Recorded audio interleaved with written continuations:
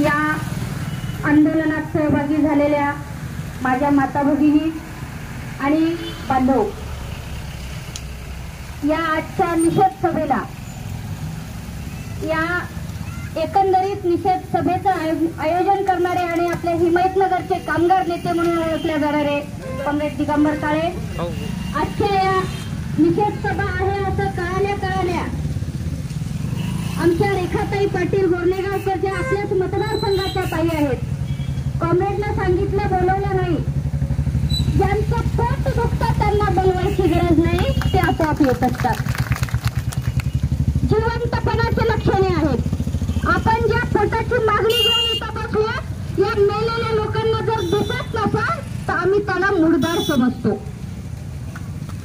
आपल्याला माहिती आहे, स्वातंत्र्याचे 77 वर्ष झाले. एकीकडे देशातलं सरकार स्वातंत्र्याचा अमृत महोत्सव मनवतो आणि दुसरीकडे आम्हाला अन्न, वस्त्र, निवारा, आरोग्य, शिक्षण ही मूलभूत गरजा जर मिळत नसेल तर आमच्या बायांना प्रश्न पडलाय, हे स्वातंत्र्य कुणासाठी आहे? कुणासाठी स्वातंत्र्य आहे? काय मागतोय आम्ही? निषेध सभा ठेवण्याची गरज येतो अमृत महोत्सव काळामध्ये. हे लाजीरवाणी गोष्ट नाही, तर या सरकारमध्ये बसलेल्या लोकांचं दुर्दैव आहे जे हे खुर्ची सांभाळू शकत नाही. 77 वर्ष झालं आम्हाला जर हक्काची घरं नसेल तर काय मागायचं आम्ही? कुणाकडे हात पसरायचं?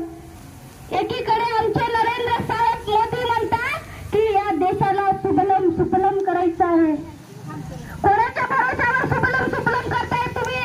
आम्हाला तुमच्या बुलेट ट्रेनची गरज नाही साहेब, आम्हाला भाकरीची गरज आहे. या ठिकाणी तुम्हाला सांगावं लागतं. ही लाजीरवाणी गोष्ट आहे. तुम्हाला लाजा वाटल्या पाहिजे. आता ज्या लाडकी बहिणीचा वारंवार विचार होत आहे, तुम्हाला माहित आहे लाडकी बहीण योजना का चालू केली आहे महाराष्ट्रातल्या सरकारने? त्याला माहिती आहे आता महिला शिकल्यात. पूर्वी बायांना माहिती नव्हतं, गॅसचे भाव किती होऊ द्या आम्हाला काही घेणं देणं वाटत नव्हतं. परंतु आज त्या ठिकाणी कुटुंबाचा उदरनिर्वाह करता करता करता आम्ही महिन्याच्या काठी आम्हाला उपाशी झोपावं लागतं. म्हणून या सरकारचे धोरण आमच्या महिलांना कळाल्या, म्हणून यांनी 1,500 रुपये आमच्या पदरात टाकण्याचं काम केलंय. आम्ही मागत नाही 1,500 रुपये, आम्ही मागतोय आमच्या हाताला काम द्या आणि त्या घामाचा दाम मागतोय आम्ही. तुमचे 1,500 रुपये नकोय आम्हाला. काय मागण्यासाठी आपण इथं बसलोय?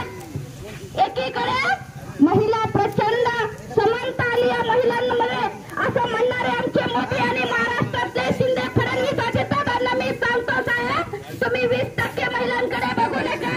80% महिला आजही त्यांना वस्त्र, निवारा, स्वतःचं घरकुल नाहीये, घरासाठी फिरतात, हाताला काम नाहीये. संध्याकाळी घरात गेल्यावर डब्बा उघडून बघला तर संध्याकाळी ज्वारीचं पीठ जेव्हा संपत तेव्हा आमच्या महिलांना विचारा गरिबी काय असते. त्या एसीच्या कॅबिन मध्ये खुर्चीवर बसून तुम्हाला गरिबाची जाण कळणार नाही.